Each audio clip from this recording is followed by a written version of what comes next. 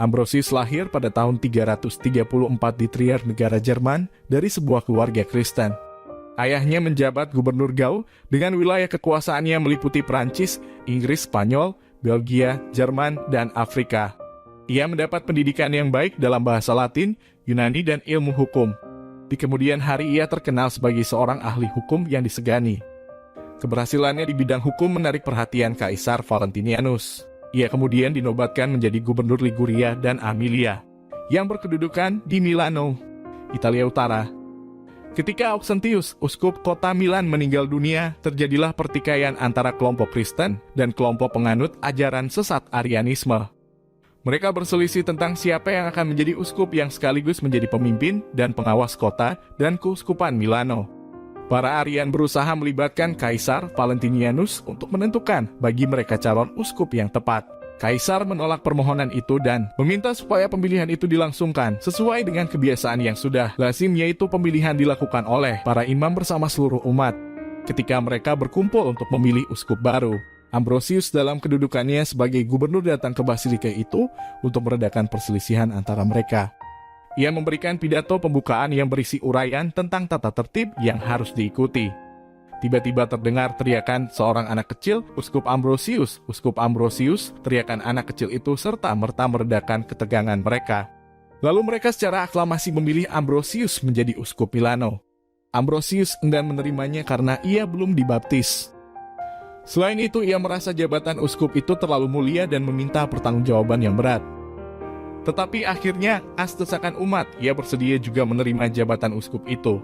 Ambrosius, seorang uskup yang baik hati dalam melayani umatnya.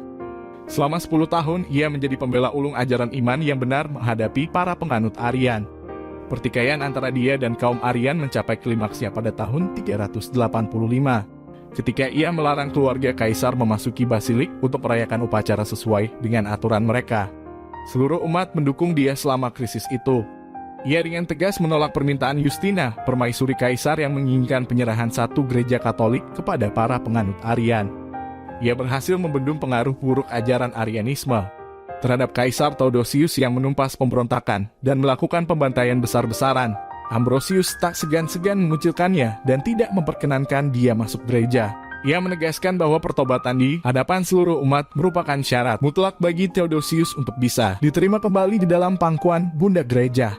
Katanya, kalau Yang Mulia mau meneladani perbuatan buruk Raja Daud dalam berdosa, Yang Mulia juga harus mencontohi dia dengan bertobat.